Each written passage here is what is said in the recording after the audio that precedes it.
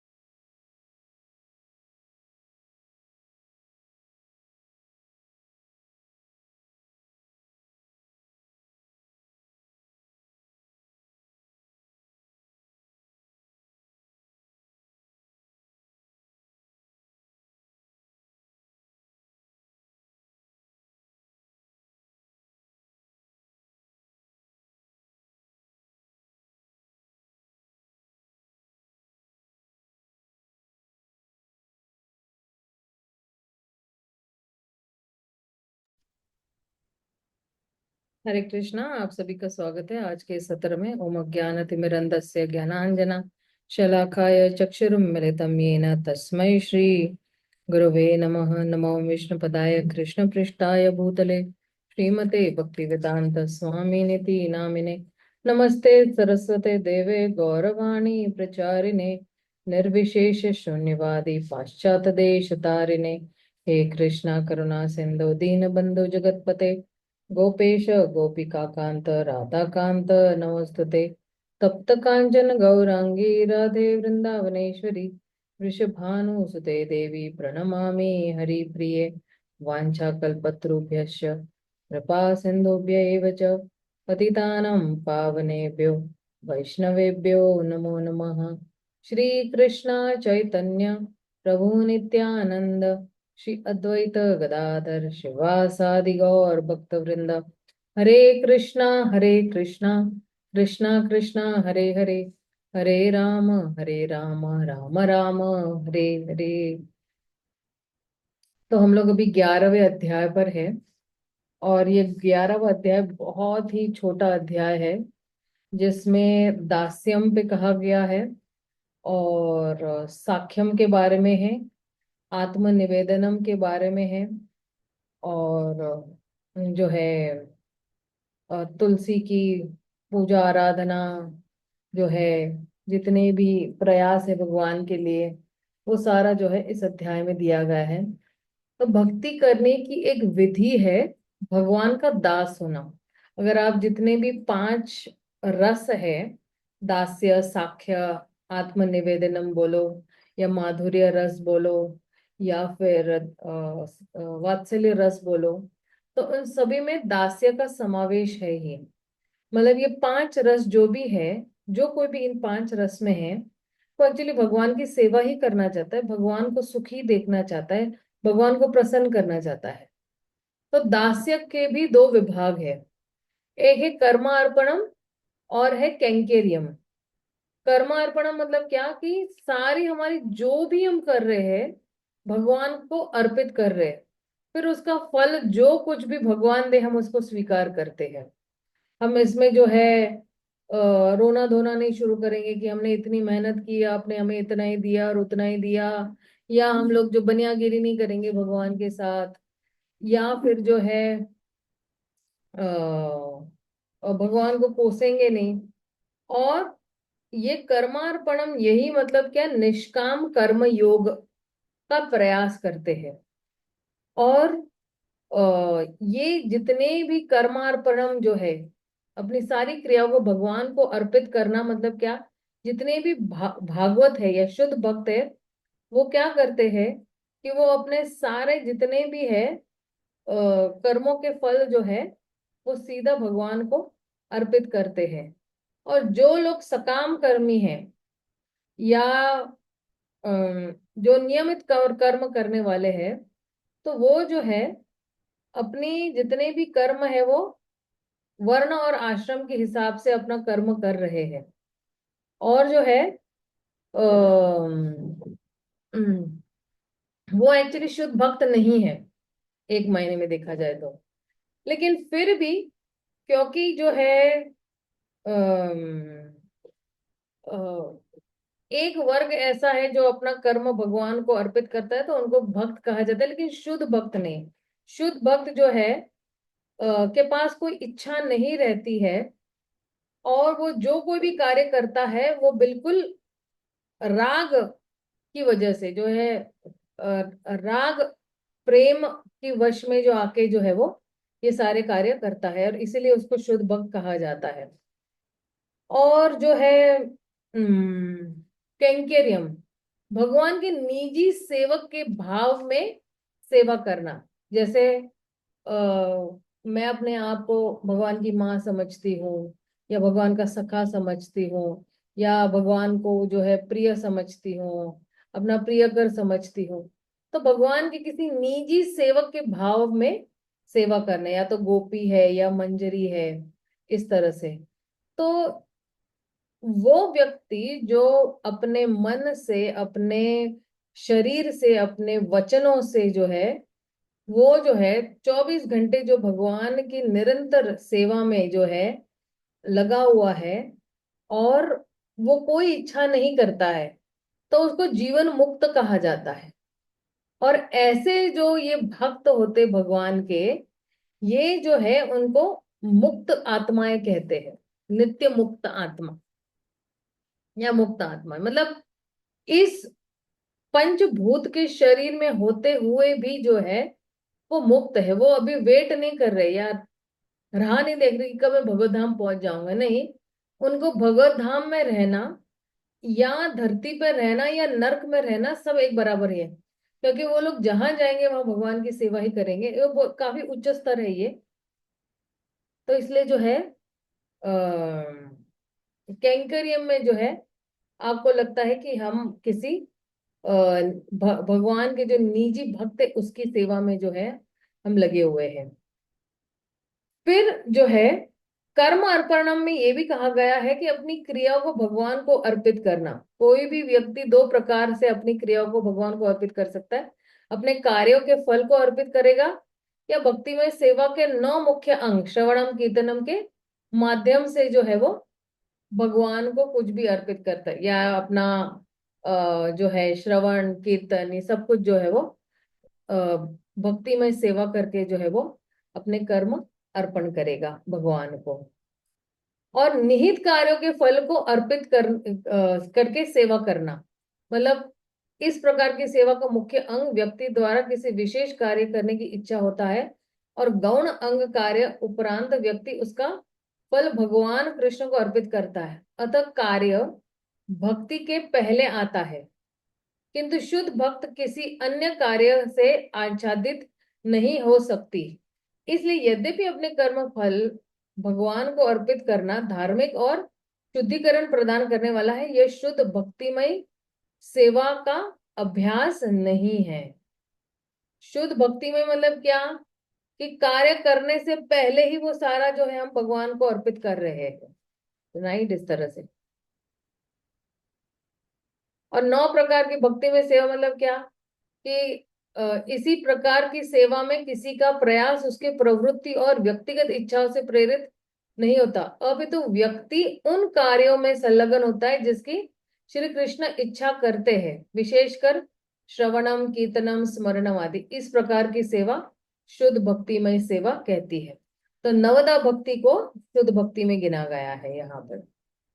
और फिर जो है श्रील प्रभुपाद क्या कहते हैं, 2 प्रकार के कर्मार्पण के अंतर समझते हैं। कर्मियों के अनुसार कर्म फल के फलों को अर्पित करना दास्य भाव है। कर्मियों के अनुसार कर्म के फलों को अर्पित करना दास्य भाव है।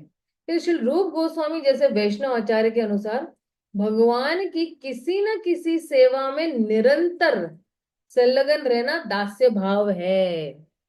कोई ना कोई रोज सेवा करना वही दास्य भाव है।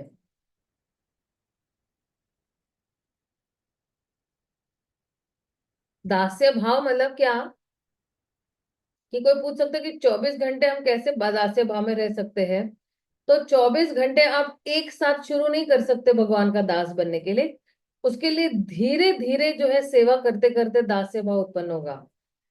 जैसे निरंतर हम लोग जो है 16 माला करते हैं, तो ये दास्य का भाव की दास जो है अपने भगवान के पवित्र नामों का उच्चारण कर रहा है गुरु के अनुगत्य में, जैसा गुरु कहते हैं वैसे करते हैं।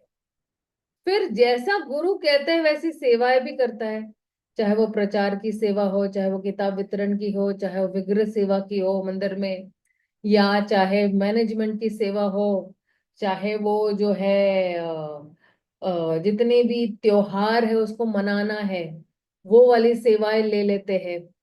या जो है प्रचार में भी अलग अलग प्रकार की सेवाएं होती, कोई बच्चों का प्रीचिंग रहता है, या बड़ों का प्रीचिंग, लड़कियों का प्रीचिंग, वानप्रस्थ आश्रमों का प्रीचिंग।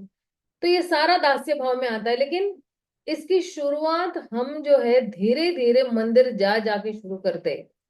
पहले दिन अगर कोई आता है और बोलता आपको कि अरे दास्य भाव में रहना, ये दास्य भाव में पूरा दिन मंदिर में पड़े रहो, तो क्या हम और आप आज बैठे बैठते आमने सामने नहीं, हम तो भाग जाते कि हमें दास बनना नहीं अच्छा लगता है भाई। अरे हम दास भाई, हम तो बॉस बनने की कोशिश कर रहे हैं, हर जगह प्रमोशन मिल रहा है, हम किसी न किसी के बॉस हो रहे, हर जगह प्रमोशन मिल रहा है, हमारे नीचे कोई ना कोई काम कर रहा है, राइट। तो हमें दास बनने की आदत नहीं है, क्योंकि हमारा ये जो मिथ्या अहंकार है ये हमें भगवान का दास बनने के लिए बहुत ही रोक करते रहता है। क्यों किसी का दास बनना, क्यों ये दासत्व भाव अपनाना, क्या मैं बॉस नहीं बन सकता हूँ, मैं सिर्फ दासानुदास क्यों, मैं बॉसानुबॉस क्यों नहीं। तो ये जो दास भावना है ये जब कब आएगी, जब हम भगवान के शुद्ध नामों का उच्चारण करते हैं, रोज हरे कृष्ण महामंत्र करते हैं, और हमें हरे कृष्ण महामंत्र का उच्चारण जैसे जैसे करते जाएंगे हमारी जो दास भावना है वो और गहरी गहरी होती जाएगी, और हमारी जो सेवाएं भी है वो भी और उच्च स्तर पर पहुंचती जाएगी, रिफाइन होगी। पहले जो भी हम सेवाएं करते थे उस चेतना से नहीं करते थे, या उस उद्देश्य से नहीं करते थे, भगवान की सेवा करने के उद्देश्य से। लेकिन जैसे जैसे वो दास्य भाव अपने गाढ़ रूप में आ जाएगा, बिल्कुल वैसे ना, घोटा हुआ होता है ना, बिल्कुल गाढ़ा। रबड़ी कैसी होती है, जितनी हम उबालेंगे वो उतनी ही गाढ़ी होती जाएगी। उसी तरह ये दास्य भाव बोलो, ये वात्सल्य भाव बोलो, ये माधुर्य भाव बोलो, ये शांत भाव बोलो, ये साक्ष्य भाव बोलो, ये जितना जितना हम उस मूड में रह के या उस भाव में रह के भगवान की सेवा करेंगे, उतना उतना वो रस जो है या भाव जो है वो और गाढ़ा होता जाएगा। तो अगर बिल्कुल किसी को बिल्कुल जो है ना दास्य भाव की चरम सीमा पर तक पहुंचना है, बिल्कुल बड़े शिखर पर, एकदम चोटी की शिखर पर पहुंच जाना है, तो उसको निरंतर जो है वो रोज अभ्यास करना पड़ेगा। रोज उसको कुछ सेवा करनी पड़ेगी और 24 घंटे उसको जो है भगवान की सेवा करनी पड़ेगी। लेकिन अभी के लिए हमारे लिए जो है आदेश यही है, श्रील प्रभुपाद देते हैं कि 4 नियमों का पालन कीजिए, 16 माला कीजिए, कोई ना कोई ग्रंथ जो है 1 घंटे के लिए पढ़िए, ये भी दास्य भाव ही है। ज्ञान मिलेगा तो उस व्यक्ति से प्रेम करने का मन करेगा, ज्ञान ही नहीं मिलेगा उस व्यक्ति के बारे में तो हमें क्या कृष्ण के लिए प्रेम जागृत होगा, राइट। तो उसी तरह जो है, जैसे जैसे हम सेवा करते जाएंगे वैसे वैसे हमारा भगवान के साथ जो कनेक्शन है या जो हमारा रिश्ता है वो और गहरा गहरा गहरा होता जाएगा, ये और जो है मजबूत होता जाएगा। अभी रिश्ता जो है वो कच्चा रिश्ता है, सगाई हुई है लेकिन कच्ची पक्की सगाई हुई है, पूरी तरह से हम लोग ने स्वीकार नहीं किया है। जिस दिन पूरे मन से, तन मन धन से जिस दिन हम भगवान को स्वीकार करेंगे, तब हमारी असली शादी हुई है भगवान के साथ। क्योंकि पत्नी जो है केवल पति के हित के बारे में सोचती है, बाकी किसी के बारे में नहीं सोचती है। उसी तरह शुद्ध भक्त जो है वो केवल भगवान के बारे में ही सोचते हैं, बाकी किसी के बारे में, किसी के हित के बारे में नहीं सोचते हैं। मतलब खास करके अपने बारे में तो कम से कम नहीं सोचेंगे, भगवान और भगवान के भक्तों के बारे में सोचेंगे। और उनमें जितना जितना दास्य भाव जो है वो गहरा होता जाएगा या बिल्कुल गाढ़ होता जाएगा या मजबूत होता जाएगा, उतना उतना उस व्यक्ति को जीवात्माओं पे दया भावना जागृत होना शुरू हो जाएगी। उतना उतना ये जो हृदय स्टील का जो है वो मोम का बनना हो जाएगा। जितनी सेवा करेंगे उतने अनर्था कटते हैं, जितनी सेवा करेंगे उतना हमारा रिश्ता मजबूत हो रहा है। जितनी सेवा हम करेंगे ये ऐसा रिश्ता बन जाएगा जो कोई तोड़ नहीं पाएगा इस रिश्ते को। और जितनी जितनी सेवा भगवान की दास्य भाव में करते जाएंगे कि ये मेरे मालिक है, मैं इनका नौकर हूं, तो उतना उतना इसी शरीर में जो है हम मुक्त आत्मा बन जाएंगे। मुक्त बनना यानी किससे मुक्त होना है, कौन सी चीजों से हमें मुक्त होना है इस शरीर से? क्या जो है इस बुढ़ापे से मुक्त होना है, जवानी से मुक्त होना है, या फिर जो है सौंदर्य से मुक्त होना है? नहीं, अनर्थों से मुक्त होना ही है। ये उसको कहते हैं मुक्त आत्मा। इसने सब कुछ जो है वो त्याग दिया हुआ है, इसने अपने अहंकार को त्यागा हुआ है, इसने अपने दंभ को त्याग दिया है, इसने अपने सब कुछ भगवान को समर्पित कर दिया हुआ है। ये सारे अनर्थ जब निकल जाते हैं तो व्यक्ति का जो हृदय है ये बिल्कुल नरम मुलायम मक्खन की तरह हो जाता है। अब उसी नरम मुलायम मक्खन जैसे हृदय में जहां पे करुणा कूट कूट कर भरी हुई है, वही भगवान आके विराजमान होंगे। और ये जो है दास्य भाव की पूरी परिकाष्ठा है। बिल्कुल ना, चोटी की शिखर पर अगर कोई पहुंच जाता है तो उसके पास ये सारे जितने भी भावना, चाहे वो कोई भी ले लो आप रिश्ता, चाहे वात्सल्य भी ले लो, चाहे साख्य भी ले लो, चाहे माधुर्य भी ले लो, तो उस व्यक्ति को है ना वो जल बिन मछली हो जाता है। कृष्ण के बगैर वो तड़पते रहता है, सेवा के बगैर वो तड़पता रह जाएगा। उसको कहीं और जगह पे डाल दो तो वो माथा पीटते रह जाएगा। वो इतना इतना अनकंफर्टेबल महसूस करेगा कि मैं कहाँ पे आ गया। जैसे जल बिन मछली, मछली को जल से निकाल दो कैसे लगेगा, उसी तरह किसी व्यक्ति को कृष्ण से अलग करो या कृष्ण की सेवा से अलग करो, या फिर वो सेवा नहीं करेगा और उसको कहीं डाल दो एक कमरे में, तो वो ऐसी जल बिन मछली की तरह तड़पता रहेगा। वो रोएगा, बिलखेगा, वो भाव में आ जाएगा कि हाय आज मैंने भगवान की सेवा नहीं की, मैं कैसा पापी व्यक्ति हूँ, अपने आप को कोसता रह जाएगा। ये है दास्य भाव की परिकाष्ठा। फिर आगे क्या कह रहे, जो लोग चारों वर्णों तथा चारों आश्रमों द्वारा सकाम कर्मों अथवा नियत कर्मों में संलग्न रहते हैं, वे वास्तविक शुद्ध भक्ति भक्त नहीं होते हैं। तो भी चूंकि वे भगवान के को कर्मों का फल अर्पित करते हैं, अतएव उन्हें भक्त माना जाता है। किंतु जब किसी को ऐसी इच्छा नहीं होती और वो भगवत प्रेम के कारण रागानुगा होकर कर्म करता है, तो ऐसे व्यक्ति को शुद्ध भक्त माना जाना चाहिए। फिर आगे क्या कह रहे हैं, ये कैंकरियम के बारे में थोड़ा बता रहे हैं। यहाँ अधिक उन्नत प्रकार की सेवा है। इसमें व्यक्तिगत भगवान के व्यक्तिगत सेवक के भाव में बहुत ध्यान पूर्वक 9 प्रकार की भक्तिमय सेवा में संलग्न रहता है। जैसे कोई श्रवणम में संलग्न रहता है, कोई कीर्तन करने में, कोई स्मरणम करने में, कोई पाद सेवन में, इस तरह से।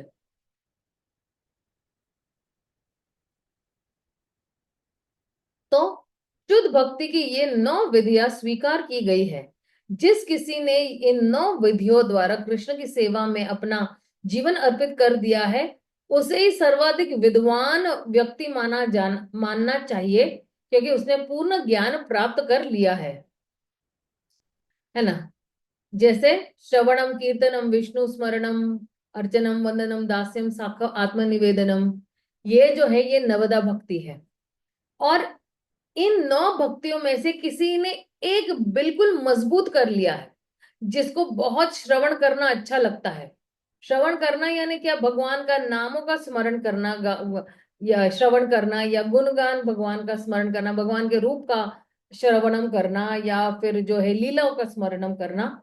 तो किसी को ना ऐसे नशा चढ़ जाता है कि हाँ मुझे ना अपने गुरुजनों से रोज लेक्चर सुनना है, मुझे अपने गुरुजनों से रोज कुछ ना कुछ सुनना है। जब तक मैं सुनता नहीं, मुझे जो है अपनी आत्मा को जो है वो बोलते हैं ना कि खुराक नहीं मिल रहा है, नरिशमेंट नहीं मिल रहा है, या पोषण नहीं मिल रहा है, तो उस व्यक्ति को है ना श्रवणम का बड़ा ही नशा है।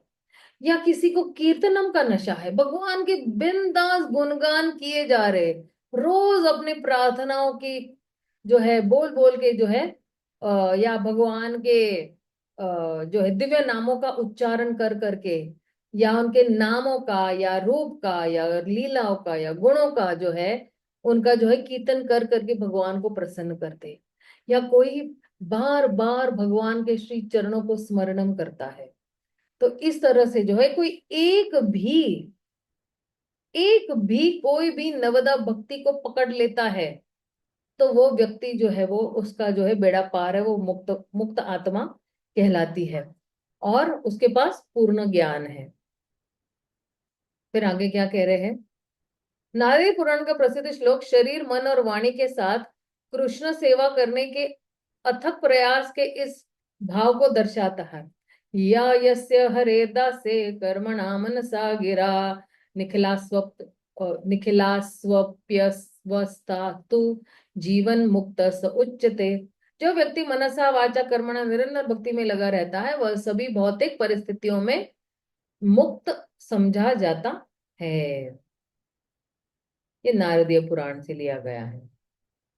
अब आता है साख्यम। साख्य यानी मित्रता।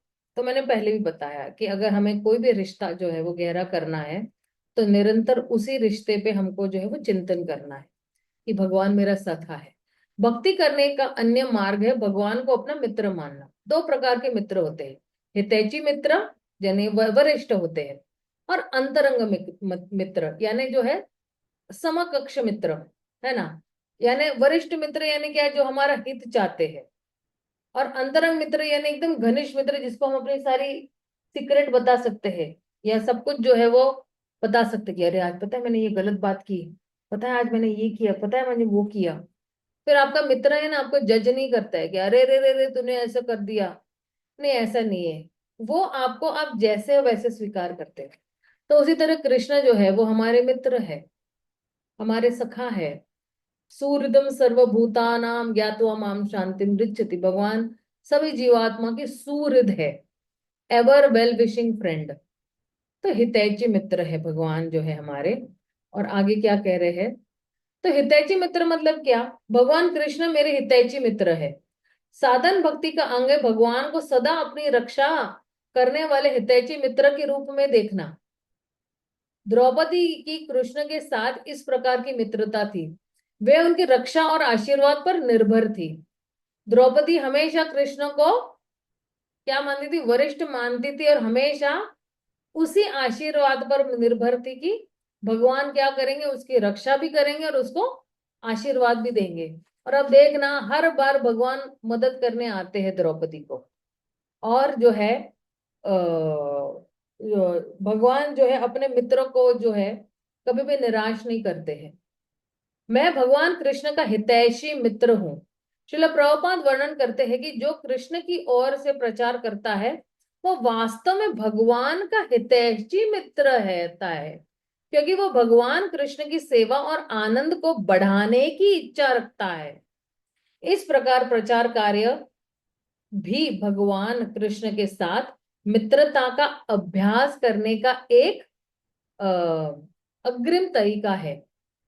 प्रचार करने का एक अग्रिम तरीका है। तो अगर कोई प्रचारक है तो वो भगवान का मित्र है।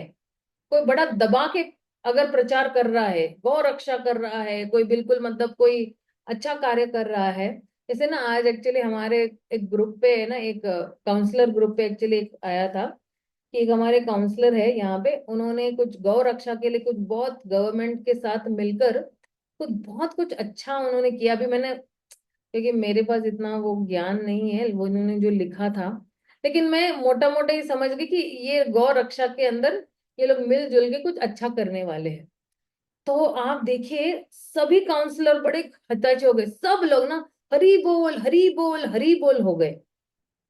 तो गौ रक्षा भी हमारा एक उत्तरदायित्व है, ये हमारी जिम्मेदारी है गौ रक्षा करना। क्यों? क्योंकि कृष्ण को जो है गैयाएं बहुत पसंद थी, सबसे प्रिय थी उनको गैयाएं।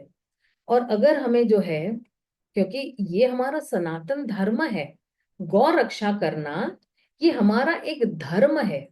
और अगर हम धर्म की रक्षा करते हैं तो धर्म भी हमारी रक्षा करेगा। आप सोचिए हमारा समाज बिना गाय का कैसा लगेगा। जहां पे गाय होती है वहां पे 33 करोड़ देवी देवता होते हैं। जहां पे गाय होती है वहां पे गोबर होगा, वहां पे गौमूत्र होगा, वहां पे स्वच्छ दूध दही माखन सब कुछ होगा। प्रभुपाद ने तो यहाँ तक भी बोल दिया था कि व्यक्ति को जीवन निर्वाह करने के लिए दो चीज पर्याप्त है, बाकी और कुछ नहीं चाहिए। एक है जमीन का टुकड़ा और एक गाय। अगर ये दो चीज है, आप बिल्कुल सुखी प्राणी बनकर जी सकते हो। आप आराम से अपना जीवन व्यतीत कर सकते हो। आपको कोई चीज की आवश्यकता नहीं है। और हमारे एक वल्लभ विद्यानगर है, एक गांव है वहां पे, गुजरात के वहीं पर ही। तो वहां पे हमारे जो इस्कॉन के भक्त है वहां पे एक पूरा ऐसा गांव बसा दिया है। और उस गांव में कोई इलेक्ट्रिसिटी नहीं है, कोई मोबाइल नहीं है। सब कुछ जो है पुराने रीति रिवाजों से चला आ रहा है। पानी भी चाहे तो कुएं में से निकालेंगे, खेती बाड़ी भी बिल्कुल ऑर्गेनिक खेती बाड़ी हो रही है। बच्चों को भी बहुत अच्छी तरह से शिक्षा दी जा रही है, चाहे वो भौतिक हल्की फुल्की शिक्षा हो या आध्यात्मिक दबा के शिक्षा दी जा रही हो। भगवत गीता भागवतम के माध्यम से उनको गणित और विज्ञान समझाया जा रहा है। आप सोचिए कि वो मतलब वो जो गांव है वो कैसा गांव है। वहां पे लोग अपने कपड़े खुद ही बनाते हैं, सब्जियां खुद ही उगाते हैं, अनाज खुद ही उगा रहे हैं। और कोई टेलीफोन नहीं है, कोई भी मतलब हर किसी को अगर बात करना है तो शाम को सत्संग होता है, पूरा गांव आ जाता है, तभी लोग एक दूसरे से आराम से बात करते हैं उस वक्त अगर बात करनी है तो। बाकी कोई ये गैजेट वैजेट कुछ भी नहीं है वहां पे। तो बहुत अच्छी तरह से वो लोग रह रहे हैं। और कितने सालों से रह रहे? 9-10 सालों से वहां पे रह रहे हैं वहां पे। 9-10 सालों से, ये नहीं कि 1 साल 2 साल रह गए। और उनका तो लॉन्ग प्लान यही है कि भाई वो पूरा आविक जीवन वहीं पर ही बिताना चाहते हैं। तो कहने का मतलब ये है कि जो कोई भी भगवान का प्रचार कार्य में भी भगवान के साथ वो हम मित्रता का अभ्यास करने का जो है प्रयास कर रहे हैं, चाहे आप किताब वितरण कर रहे हो, चाहे आप 1-to-1 जाके प्रीचिंग कर रहे हो, या किसी एक व्यक्ति को भी प्रीच करें, तो हम क्या कर रहे हैं? भगवान के साथ मित्रता का अभ्यास करने का एक अच्छा तरीका ढूंढ के निकाला हुआ है। हम्म। और भगवान की सेवा और आनंद को बढ़ाने की इच्छा रखते हैं हम लोग। जितनी हम सेवा करेंगे, भगवान और आनंदित हो जाएंगे। और भगवान के आनंद की वजह से ही तो हमारा अस्तित्व बना है। ब्रजवासी जो है वो भगवान के आनंद के लिए ही जी रहे हैं। उनका जीवन का लक्ष्य है। अगर यहाँ पे पूछेंगे आपके जीवन का लक्ष्य क्या, बोलेंगे डॉक्टर। अच्छा, डॉक्टर बन के क्या क्लिनिक खोलूंगा? अच्छा, क्लिनिक के बाद क्या, हॉस्पिटल खोलूंगा। हॉस्पिटल के बाद क्या, हॉस्पिटलों की लाइन लगा दूंगा मैं। और फिर एक दिन क्या होगा, मैं उसी हॉस्पिटल में खुद मर जाऊंगा। लेकिन ब्रजवासियों का जीवन का लक्ष्य है भगवान को प्रसन्न करना। उनके जीवन का अस्तित्व है कि भगवान के लिए ही वो लोग जी रहे हैं। हम लोग जो जी रहे, इंद्र तृप्ति के लिए जी रहे। सही, मतलब मैं अपनी बात कर रही हूँ, किसी और की नहीं बात कर रही हूँ। भौतिक लोग जो है वो इंद्र तृप्ति के लिए जी रहे हैं। लेकिन जहां पे ब्रजवासी है, वो लोग केवल कृष्ण की प्रसन्नता के लिए जी रहे हैं। उनको और कुछ लेना देना नहीं है, किसी और चीज से कुछ लेना देना नहीं है। उनको सिर्फ कृष्ण की प्रसन्नता से मतलब है, बाकी किसी और चीज से मतलब नहीं है। ये है एक्चुअली हितैषी मित्र। ये भगवान के हितैषी मित्र है। तो अंतरंग मित्र कौन है फिर?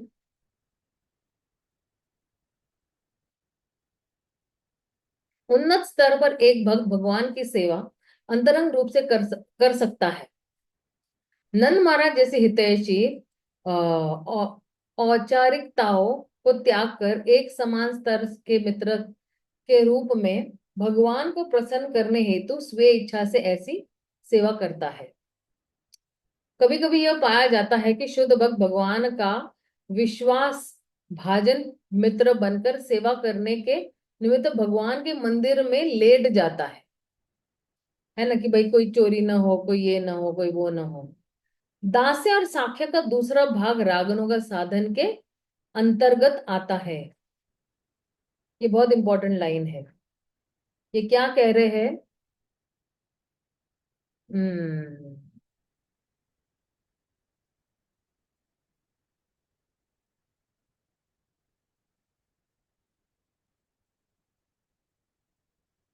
हम्म। दास्य और साख्य का दूसरा भाग रागनों का साधन के अंतर्गत आता है। तो कभी कभी ऐसे ये जो दास्य भाव जो है ना, जो जैसे मंदिर में लेट जाते हैं। हालांकि अगर ऐसा देखा जाए कि नियम ये है कि कोई भी मंदिर में सो नहीं सकता है ना, लेकिन ये इतना राग भाव में है, तो फिर जो है इसको हम जो है वो हम साख्य भाव में भी इसको शामिल कर सकते हैं कि भाई मेरा सखा जो है, मेरे सखे को जो है कोई डिस्टरबेंस नहीं होना चाहिए। मेरे सखा जो है उसको अच्छी तरह से सोना चाहिए, तो मैं यहाँ पे पहरा दे रहा हूँ। तो ये जो है भगवान के मंदिर में कई लोग सो भी जाते हैं कि भाई सोचते हैं कि भाई थोड़ा उनको ऐसा लगता है कि नहीं नहीं, ये मेरा मित्र अकेला सो रहा है, मैं उसके साथ सो जाऊं, है ना। इस तरह से जो है पूरी तरह बिल्कुल जो है अपने भगवान के साथ अपने रिश्ते में बिल्कुल फिक्स्ड रहते हैं, या बिल्कुल डट कर रहते हैं, और किसी से डरते नहीं है। तो ये साख्य भाव में भी आता है ना।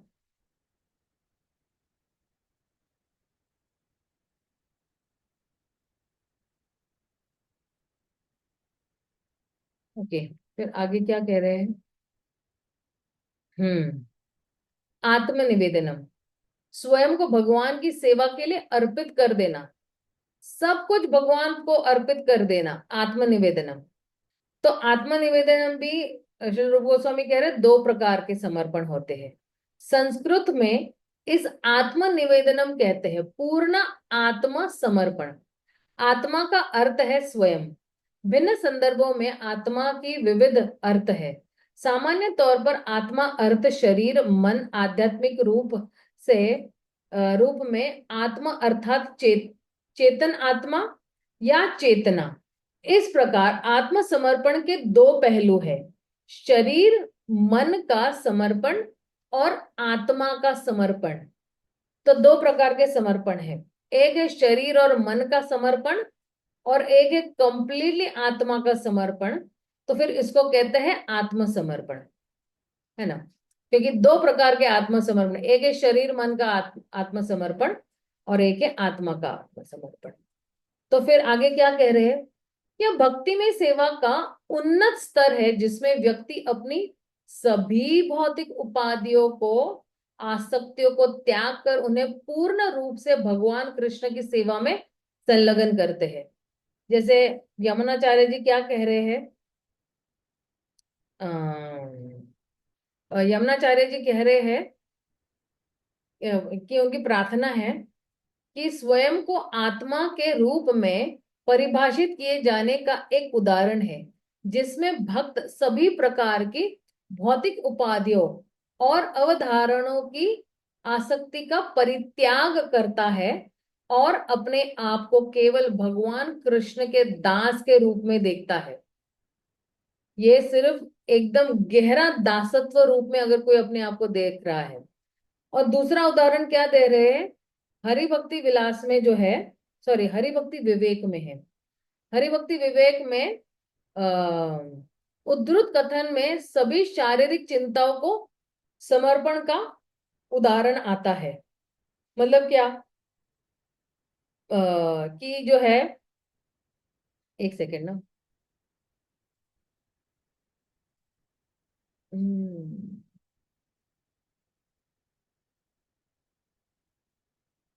एक सेकेंड, यहाँ पे वो नहीं है, ये अलग टॉपिक आ गया है।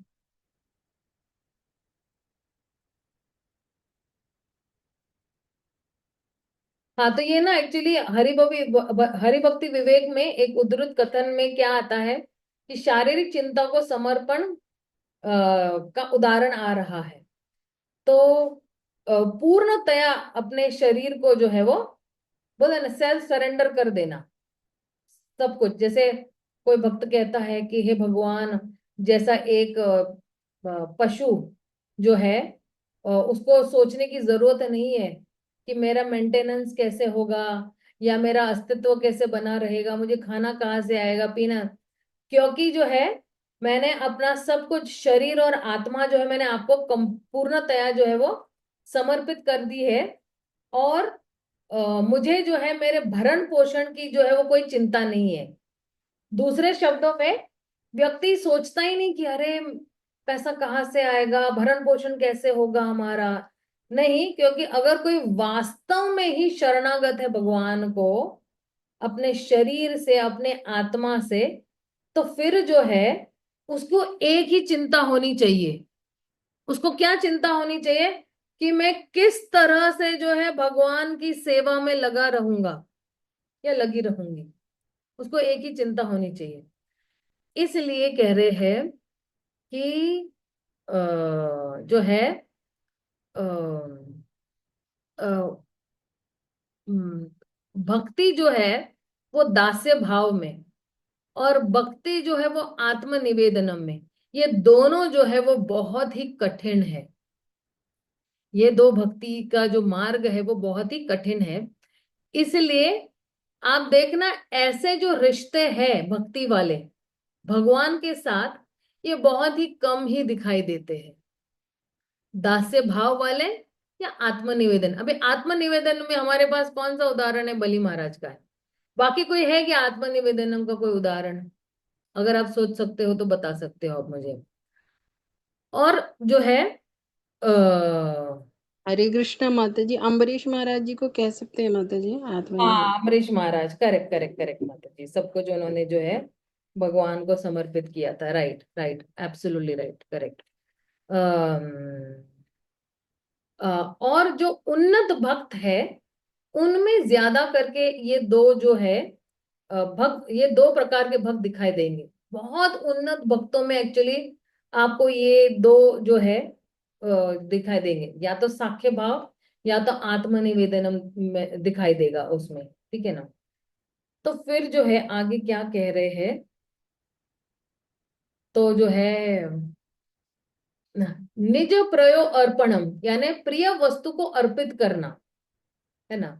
तो कहते हैं व्यक्ति को अपनी सर्व प्रिय वस्तु भगवान को समर्पित कर देनी चाहिए। इस अंग का तात्पर्य है यह भी है कि भगवान कृष्ण को अति प्रिय लगने वाली वस्तुएं उन्हें अर्पित करनी चाहिए।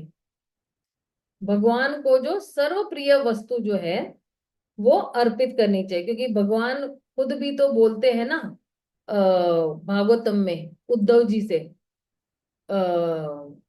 जो है हम्म, भगवान उद्धव जी से क्या कह रहे हैं, कह रहे कि कोई मुझे जो है अपनी सबसे अच्छी चीज दे देगा तो जो है मैं बहुत ही प्रसन्न होता हूँ, और वो हमेशा के लिए उसको लाभ ही लाभ मिलेगा। तो भगवान को जो प्रिय वस्तु है वो देना है। अभी आप देखो भगवान को प्रिय वस्तु क्या है एक्चुअली, भगवान को प्रिय सारी जीवात्माएं है एक्चुअली देखा जाए तो। और भगवान चाहते ही है कि मेरे जितने भी जीवात्माएं जो नीचे है वो सारे ऊपर आ जाए मेरे पास, मेरे धाम पे। तो हम सभी भगवान के लिए प्रिय है। तो जब हम प्रचार कर रहे तो हम क्या सोच रहे हैं, हम यही सोच रहे हैं कि अच्छा ये व्यक्ति जो है ये एक बहुत ही कोमल फूल है, और इस कोमल फूल को मैं क्या करूंगा, भगवान के गुणगान बोल बोल के भगवान के चरणों तक लेकर आऊंगा और भगवान को अर्पित कर दूंगा। इस तरह से हम प्रचार करते हैं ना। हम हमेशा यही सोचते हैं कि ये व्यक्ति मेरा नहीं है, ये व्यक्ति कृष्ण का है, कृष्ण ने इसको बनाया हुआ है, और ये बेचारा भटक गया है। और ये भी एक्चुअली अंदर तो भगवान को ही ढूंढ रहा है, लेकिन उसको पता नहीं कि वो भगवान को ढूंढ रहा है। और फिर हम उसको भगवान से जोड़ देते, गुरु से जोड़ देते हैं। तो हम यही समझते हैं कि बिल्कुल कोमल फूल है, ताजा ताजा फूल है, हम इसको जो है वो भगवान को अर्पित करेंगे। तो ये भगवान को प्रिय यही है कि भगवान ने भगवत गीता में भी क्या है कि जो मेरा प्रचार करेगा वो मुझे सबसे प्रिय है, तो हम वही करेंगे जो भगवान को प्रिय है। फिर आगे क्या कह रहे हैं, भगवान के लिए सारी चेष्टाएं करना, चेष्टा करना यानी क्या, सारे प्रयास करना। व्यक्ति को अपने सभी दैनिक कार्य और कर्तव्य भगवान कृष्ण की सेवा में समर्पित करने चाहिए।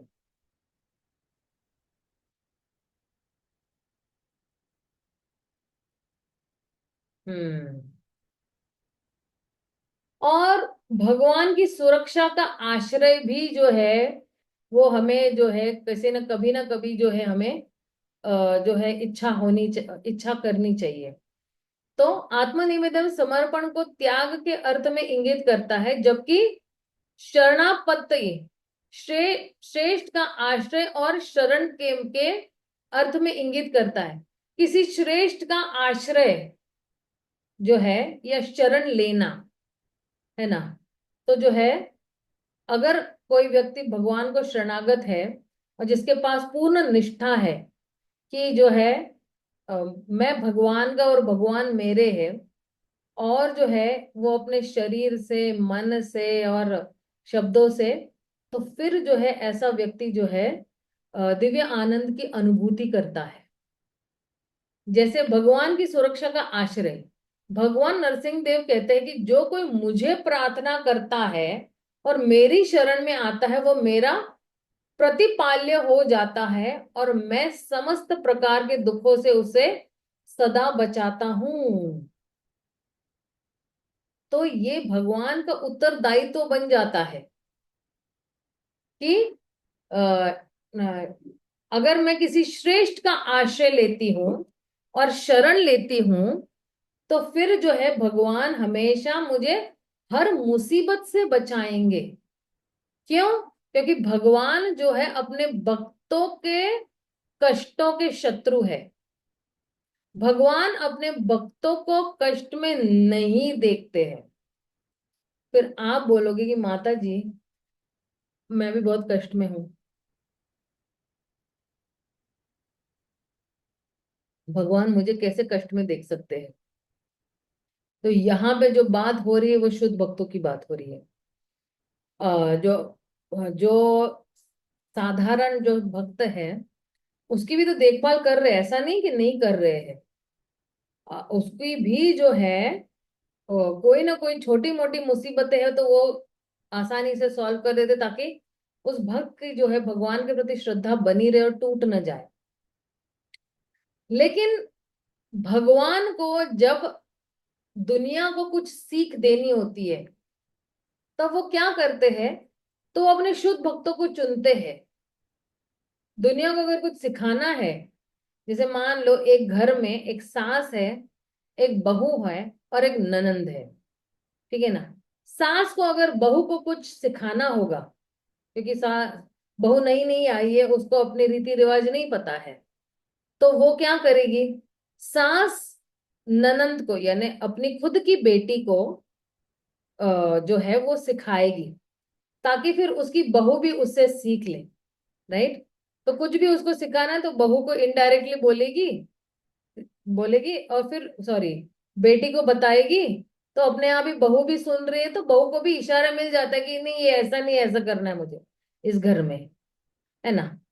तो उसी तरह भगवान को भी पूरे विश्व में कोई संदेश देना है तो वो अपने शुद्ध भक्तों को चुनते हैं। जैसे कि अर्जुन को चुना युद्ध मैदान के लिए, या भीष्म देव को चुना। भीष्म देव को क्यों चुना, बाणों की शैया पे है, भीष्म देव शुद्ध भक्त है, 12 महाजनों में से एक महाजन है। लेकिन भगवान ये सीख देना चाहते हैं पूरे विश्व को कि अधर्म के आगे हमेशा धर्म की ही जीत होगी। अधर्म अगर कोई करेगा तो उसकी हमेशा हार ही होगी।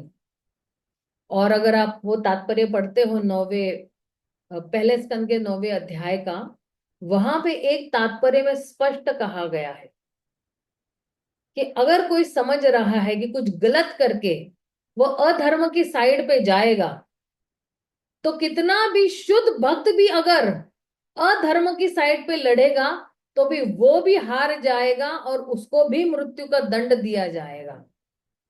ये चीज किसी को बख्शने भगवान बख्शते नहीं है। भले आप मेरे शुद्ध भक्त भी हो, लेकिन अगर आपने अधर्म का साइड दिया है तो आपको उसके परिणाम भोगने पड़ेंगे। तो फिर जो है भगवान ने जो है बेचारे भीष्म देव जो है वो शेष शैया पे सॉरी बाणों की शैया पे लेटे हुए हैं, और भगवान वहीं से सीख दे रहे हैं कि भीष्म देव जैसे महाजन को भी जो है बख्शा नहीं जाएगा, क्योंकि उस भरी सभा में उन्होंने आवाज नहीं उठाई थी अपनी पौपुत्री के लिए। जब दुर्योधन और दुशासन ये दुर्व्यवहार कर रहे थे उसके साथ, तब तब उन्होंने मौन व्रत धारण किया था और उसी का दंड उन्हें मिला हुआ है। ठीक है। तो लेकिन भीष्म देव को गति क्या मिली ये भी देखना है। भीष्म देव को वैकुंठ जगत में स्थान मिला था, जहां पे भगवान जो है उसी रूप में है, उसी पार्थ सारथी के रूप में है। अब उस तात्पर्य को पढ़ना जरा, मैं आपको बता देती हूँ कौन सा तात्पर्य है, एक सेकेंड। पहले स्कंद का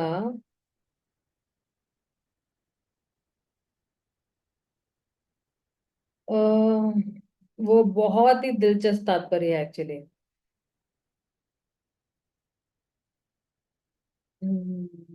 पहला स्कंद 9वां अध्याय।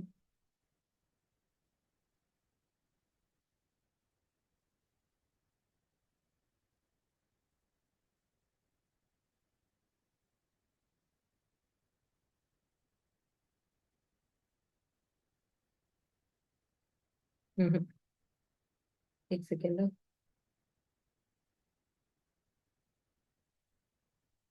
मुझे लग रहा है 10वां श्लोक ही है 9वें अध्याय का।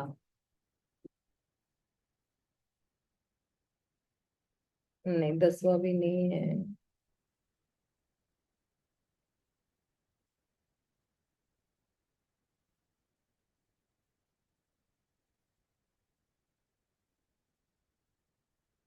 हम्म।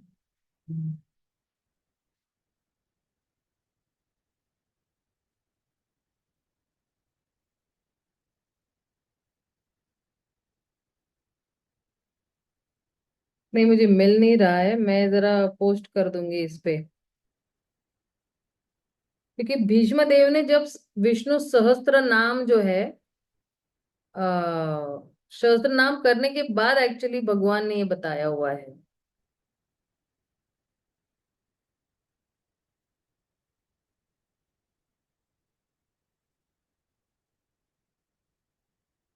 हम्म।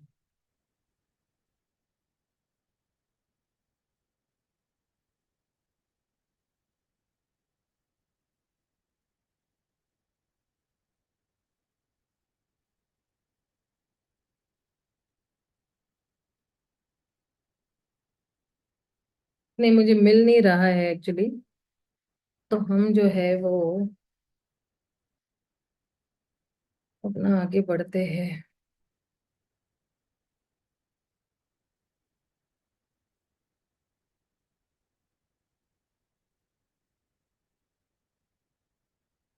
हम्म। ये है 1.9.34 है ये श्लोक। ठीक है ना, ये आप पढ़ लेना, इसका तात्पर्य पढ़ लेना।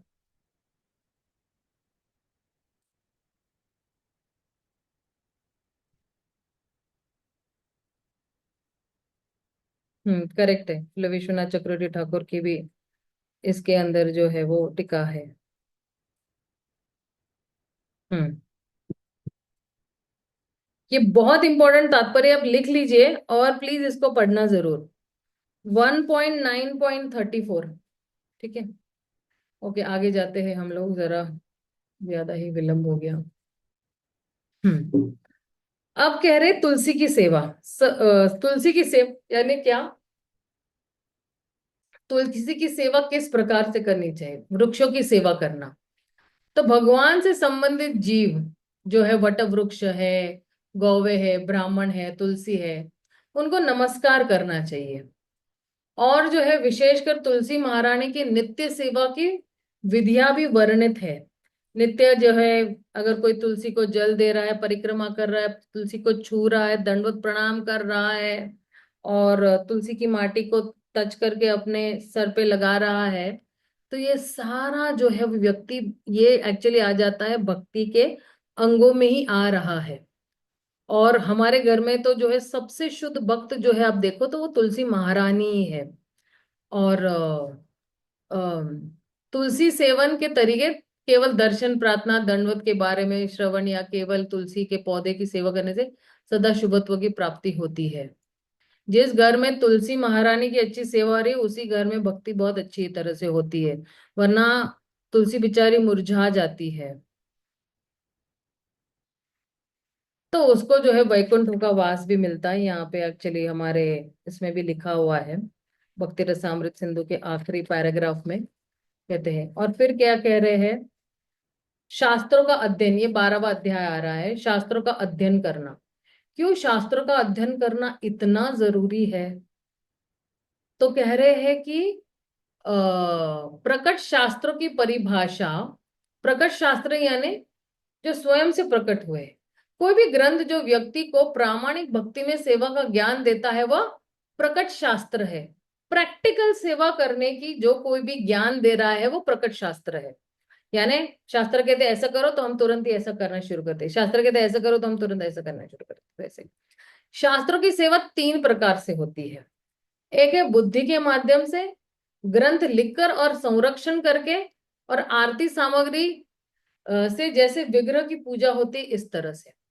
तो ध्यान पूर्वक श्रवण करना और ध्यान करके, है ना, और ध्यान पूर्वक श्रवण करना यानी क्या? कि जैसे कोई भागवतम का सुबह क्लास दे रहा है, तो हम बिल्कुल ध्यान से श्रवण कर रहे हैं, फिर अपने पॉइंट्स भी लिख रहे हैं। जैसे मुझे ना इतने साल हो गए ना, फिर भी मुझे एक आदत है कि मैं हमेशा कोई भी प्रवचन में जो है, मैं बिना कॉपी और पेन लिए नहीं बैठती हूँ। आजकल तो मेरे पास अभी आईपैड आ गया है, तो बहुत अच्छा हो गया है कि भाई मुझे किताबें ढूंढने की जरूरत नहीं है। हर एक फोल्डर में मैंने सेव किया हुआ है कि जैसे मान लो कोई बुक डिस्ट्रीब्यूशन के बारे में बहुत, बता रहे तो उस फोल्डर में जाके बुक डिस्ट्रीब्यूशन के बारे में सब कुछ लिख लूंगे।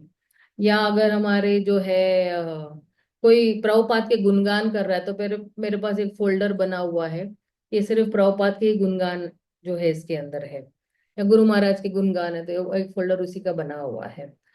तो इस तरह से जो है ध्यान पूर्वक श्रवण करना, क्योंकि लिखने के तीन फायदे हैं, मतलब 3 बार आपको जो है आप स्मरणम कर रहे हैं। एक तो पहले बार आप सुनते हो, सुनकर उस पर फिर से मननम करके फिर आप लिखते हो, और लिखने के बाद आप फिर से पढ़ते हो। तो 3 बार हमारा रिवीजन हो गया। फिर वो जो चीज है जो एक बार हमने लिखी हुई वो हमारे दिमाग में छप जाती है। इसलिए आप देखना, अगर जब हम छात्र थे स्कूल में, तो स्कूल में भी टीचर हमें क्या बोलते, 3 3 बार लिख के लाओ ये सारे आंसर्स, है ना। ये प्रश्न के उत्तर जो है वो 3 3 बार लिख के लाओ या 5 5 बार लिख के लाओ। क्यों लिखने के लिए जोर देते थे? क्योंकि लिखना यानी याद रखने के बराबर है। तो बुद्धि के माध्यम से ध्यान पूर्वक श्रवण करना और अध्ययन करना, जो श्रवण किया है उस पर मननम करना, कि आज मैंने श्रीमद् भागवतम के कक्षा में कौन से ऐसी बातें सुनी जो मैं अपने जीवन में उतारूंगी, या आज मैंने गुरु के वचनों में से क्या ऐसा सुना कि मैं अपने जीवन में उसको उतारने की कोशिश करना चाहती हूँ मैं। क्योंकि अगर हम रोज निरंतर शिला प्रभुपाद के या गुरु के जो है प्रवचन सुनते हैं, तो उसमें से भी हम पॉइंट खींचते निकालते हैं कि कौन से ऐसे 2 पॉइंट है या 3 पॉइंट में जो महाराज के मुख से निकले और मुझे अमल करने का मन कर रहा है। और ग्रंथ लिखकर और संरक्षण करके, ग्रंथ लिखना यानी क्या, जो कुछ भी हमने सुना है उसको किसी एक ग्रंथ का रूप दे देना, राइट। जैसे चलो रूप गोस्वामी ने, सनातन गोस्वामी, जितने गोस्वामी ने बहुत सारे ग्रंथ लिखे हुए हैं, और उसको संरक्षण करना। संरक्षण करना मतलब क्या, कि इन ग्रंथों को छपाई करनी और वितरित करना, और इस तरह से पीढ़ी दर पीढ़ी ये ग्रंथ जो है, इसका ज्ञान जो है आगे की पीढ़ियों तक पहुंचता जाएगा। इसलिए हमारे जितने भी 6 गोस्वामी है, वो लिखते गए लिखते गए लिखते गए, और उनके जितने भी शिष्य थे वो उसको बांटते गए बांटते गए बांटते गए। तो पहली बुक डिस्ट्रीब्यूशन पार्टी जो हुई थी वो श्री जीव गोस्वामी की, श्यामानंद पंडित की और श्रीवास आचार्य की हुई थी। किसके कहने पर हुई थी? श्री रूप गोस्वामी के कहने पर हुई थी। वो लोग जाते थे और बांटते थे ग्रंथ, बैलगाड़ी में, एक गांव से दूसरे गांव, दूसरे गांव से तीसरे गांव। और ये जो ग्रंथ की तीसरी सेवा क्या है, आरती सामग्री की जैसे ही विग्रह की पूजा करनी चाहिए। जैसे श्रीमद् भागवतम है, उसको जो है बिल्कुल आरती उतारना, फूल चढ़ाना, या फिर जो है पंखा देना, इस तरह से जो है उस ग्रंथ की पूजा करनी चाहिए। जैसे सिख लोग भी करते हैं ना, वैसे ही हम लोगों को भी भागवतम, भगवत गीता, चैतन्य चरितामृत की पूजा इस तरह से करनी चाहिए। सिर्फ पूजा करना ही मतलब क्या, कि उसको पढ़ना, सिर्फ पूजा घर में रखना नहीं है ना। सभी सेवा योगेश शास्त्रों में श्रीमद् भागवतम परी है। श्रीमद् भागवतम में इसकी पुष्टि होती है। श्रीमद् भागवतम समस्त वेदांत दर्शन का सार है। जो व्यक्ति किसी न किसी तरह श्रीमद् भागवतम के अध्ययन में अनुरक्त हो गया है, उसे अन्य साहित्य पढ़ने की कोई स्वाद नहीं आता। दूसरे शब्दों में, जिस व्यक्ति ने श्रीमद् भागवतम के दिव्य आनंद का आस्वाद कर लिया है, वह संसारी लेखनों से कभी संतुष्ट नहीं हो सकता। उसको ये मैगजीन वो मैगजीन उसमें कोई रुचि नहीं रहती है। जिसको श्रीमद् भागवतम का चस्का लग गया है, या भगवत गीता का चस्का लग गया है, या चैतन्य चरितामृत का चस्का लग गया है, तो वो जो है वो क्या करेगा, वो कभी किसी और भौतिक जो है ग्रंथों की तरफ उसका मुख नहीं मोड़ेगा। फिर कह रहे मथुरा वास, क्यों मथुरा में ही वास करना इतना जरूरी है। मथुरा वृंदावन की महिमा का श्रवण, स्मरण, गुण, कीर्तन, दर्शन, स्पर्श और वहां निवास करके करने की इच्छा मात्र से व्यक्ति शुद्ध भक्ति का अभ्यास कर सकता है। तो एक कहावत है अंग्रेजी में कि you are where your mind is. आपका मन जहां भी है आप वहीं पर ही हो। मन मथुरा वृंदावन में है तो आप मन से ही मथुरा वृंदावन में पहुंच गए। मन अगर अमेरिका के किसी गंदे स्थान पर जो पहुंच गया है, तो एक्चुअली आपका मन अमेरिका पहुंच गया है। तो मन इतना प्रबल है कि आप घर बैठे बैठे आप जो है वो, और मुझे याद है एक हमारे, मतलब मेरी मम्मी की एक सहेली है, वो ब्रजवासी ही है। तो कहती वृंदावन तो इलास्टिक की तरह है, जितना खींचोगे आपकी तरफ आता जाएगा। वृंदावन इलास्टिक की तरह है, जितना अपनी ओर खींचोगे उतना वो खींचा चला आएगा। उसका मतलब क्या, कि जो कोई भी वृंदावन की चेतना में रहता है, उस वृंदावन के भाव में रहता है, तो वो वास्तव में भले ही वो पूना में रह रहा है, दिल्ली में रह रहा है, कलकत्ता में रह रहा है, अहमदाबाद में रह रहा है, चेन्नई में रह रहा है, हैदराबाद में, बैंगलोर में, कहीं भी रह रहा है, एक्चुअली मन से वो वृंदावन में ही रह रहा है। उसकी जो आत्मा है वो वृंदावन पहुंच गई हुई है, वहां पे, वहां के ब्रजवासियों की सेवा करने के लिए। तो इसलिए जो है, ये जो मथुरा वास है, ये एक्चुअली एक चेतना है कि आप कौन सी चेतना में हो। आप किसी भी शहर में हो सकते हो। और आप देखना, हमारे जितने भी जो है आचार्य गण है, तो उन्होंने जो है, मतलब अभी कम से कम प्रभुपाद के जितने भी शिष्य है, उन्होंने जिद नहीं किया कि हम वृंदावन में ही अपना शरीर त्यागेंगे। जैसे परम पूज्य भक्ति तीर्थ स्वामी महाराज ने जो है अपना शरीर जो है वो बेल्जियम में त्यागा था। वो चाहते तो आ जाते हैं, लेकिन वो क्या बताना चाहते थे अपने शिष्य को, कि हम कहीं पर भी हो, भगवान के नाम गुण रूप लीला का स्मरणम करते रहना है। तो हम जो है वृंदावन में ही है। वृंदावन एक एक्चुअली कहते हैं ना कि एक भाव है। वृंदावन का भाव क्या है? वृंदावन का भाव यही है कि मैं कृष्ण को कैसे प्रसन्न करूंगा। भगवत गीता के कौन से वाले तात्पर्य में, पहली लाइन में ही एक्चुअली प्रभुपाद कहते हैं, Vrindavan is a state of consciousness. 9वें अध्याय के मेरे ख्याल से 22वें या 26वें श्लोक में कहते हैं प्रभुपाद कि Vrindavan is a state of consciousness. कि आपका भाव क्या है। तो आप अगर वृंदावन के भाव में ही बैठे हो, आप दिल्ली में हो या कलकत्ता में हो, तो वही भाव से, एक मन से आप जो है वो वृंदावन में हो।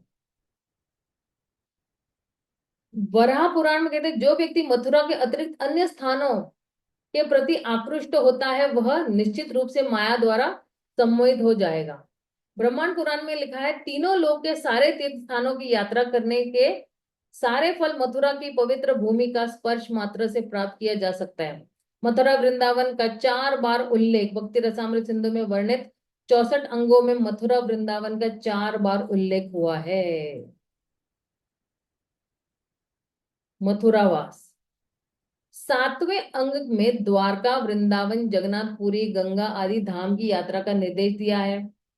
48 में अंग में भगवान विष्णु की पूजा होने वाली स्थली मंदिर जाने का निर्देश दिया है।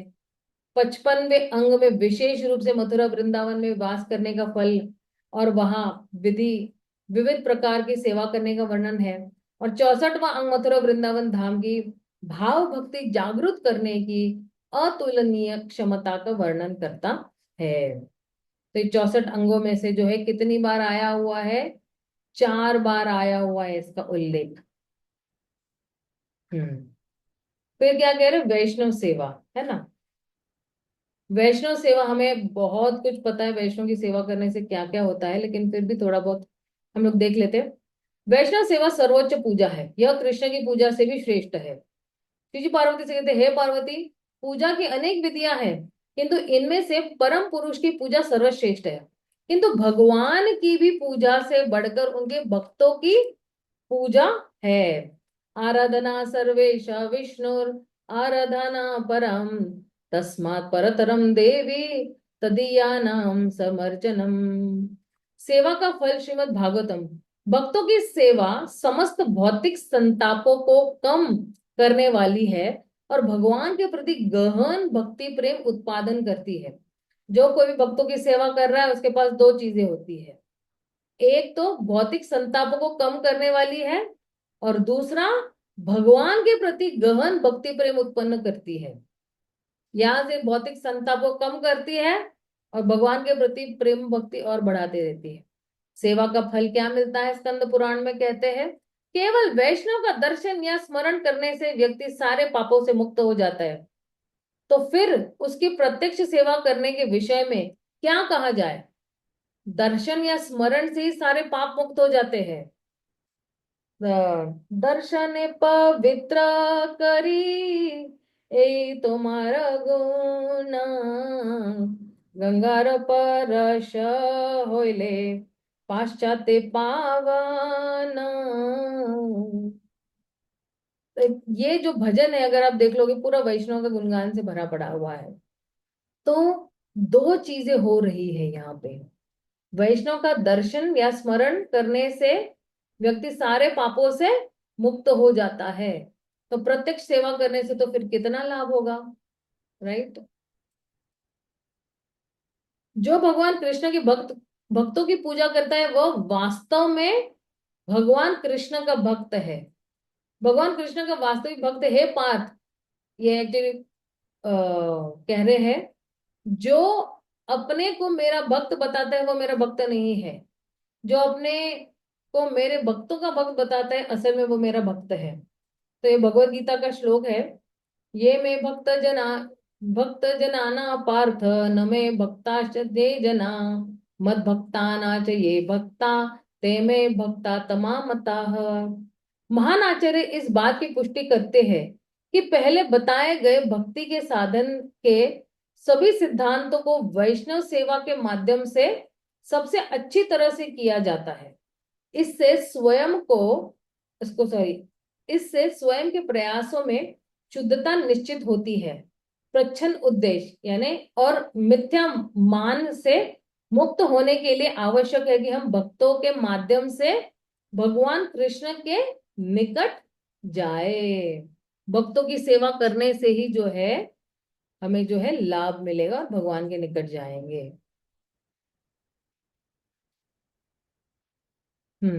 अपनी आर्थिक क्षमता अनुसार सेवा करें। मतलब जो भी है मेरे पास, जो भी थोड़ा बहुत है, मैं पैसा है या शरीर से या मन से, है ना, अपनी आर्थिक क्षमता अनुसार उत्सव का आयोजन नहीं करने से व्यक्ति को 8वें अध्याय में वर्णित दूसरे 24वें अपराध का दोष लगता है।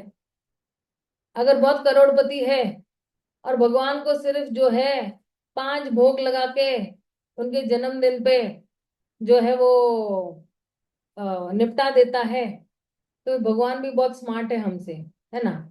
हम भगवान को जो है धोखा देने की कोशिश करेंगे तो भगवान हमें डबल धोखा दे सकते हैं। तो जो है अपने क्षमता के हिसाब से जो है हमें त्योहारों का आयोजन करना चाहिए। भगवान कृष्ण के यशोगान को समर्पित उत्सव को मनाना साधन भक्ति का महत्वपूर्ण अंग है। उत्सव हमें भगवान के समर्पण में सहायता करते हैं और भक्ति में अभ्यास के लिए प्रेरणा देते हैं। व्यक्ति को बड़े उत्साह से उत्सव मनाने चाहिए। अगले 2 अंग इन्हीं उत्सव के पालन से संबंधित है। तो ये उत्सव ही है। आप देखिए, उत्सव में हमें कितनी सारी सेवाएं मिलती है, राइट? भगवान का श्रृंगार करना है या भगवान का ड्रेस बनाना है, भगवान के लिए जूस बनाना है, भोग बनाना है, फूल हार बनाने हैं, या बैकड्रॉप बनाना है, या टेम्पल को सजाना है, या भक्तों को प्रसाद बांटना है, या फिर जो है किसी कार्यक्रम का आयोजन करना है, डांस ड्रामा, कितनी कुछ सेवाएं मिलती है हम लोगों को, है ना, जब भी कोई बड़ा त्योहार होता है। तो सभी वैष्णव उत्सवों में कार्तिक का विशेष महत्व है। व्यक्ति कार्तिक का पालन दामोदर अष्टकम के गायन, जप संख्या को बढ़ाकर दीप दान, श्रवण कीर्तन और अल्प प्रसाद ग्रहण करके कर सकता है। कार्तिक में भक्तिमय सेवा के फल कई कई गुना बढ़ते हैं। अल्प प्रयास से भी महान फल की प्राप्ति होती है। सॉरी जब कार्तिक को मथुरा वृंदावन मनाया जाता है तो यह और अधिक लाभदायक हो जाता है। मथुरा वृंदावन में कम गंभीर भक्तों को भी शुद्ध भक्ति प्रदान करने की शक्ति हो जाती है। हरि बोल। फिर आगे क्या कह रहे हैं? भगवान की लीलाओं से संबंधित उत्सव को मनाना, जन्माष्टमी है या राधा अष्टमी है, इस अंक का संस्कृत शब्द है श्री जन्मदिन यात्रा। आविर्भाव उत्सव, कार्तिक के समान जन्माष्टमी जैसे उत्सव का आयोजन भी बहुत महत्वपूर्ण है। इससे व्यक्ति भगवान को प्रसन्न करता है उनकी सेवा करके। ओके, तो यहाँ पे जो है हम विराम देते हैं, क्योंकि ये जो है भगवान की सेवा करना और भगवान के त्योहार मनाना। और अब जो है आगे एक्चुअली जो है आगे वाला जो अध्याय है ये बहुत ही महत्वपूर्ण है, 13वां अध्याय। इसको बिल्कुल मिस मत करना, बिल्कुल बिल्कुल मिस मत करना, क्योंकि इस पे हम लोग बहुत सारी चर्चा करने वाले हैं कल। तो कल जो है आप बिल्कुल जो है प्लीज आना और जो है क्लास को अटेंड करना। किसी का कोई प्रश्न है तो आप पूछ सकते हो।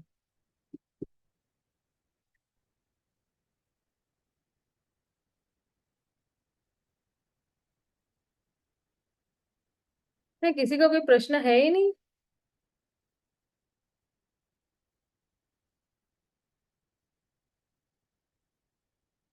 अच्छा ठीक है, अगर किसी को कोई प्रश्न है हम ये विराम देते हैं। शिला प्रभुपाद की जय, गौर भक्त वृंद की जय। हरे कृष्णा, हरि बोल।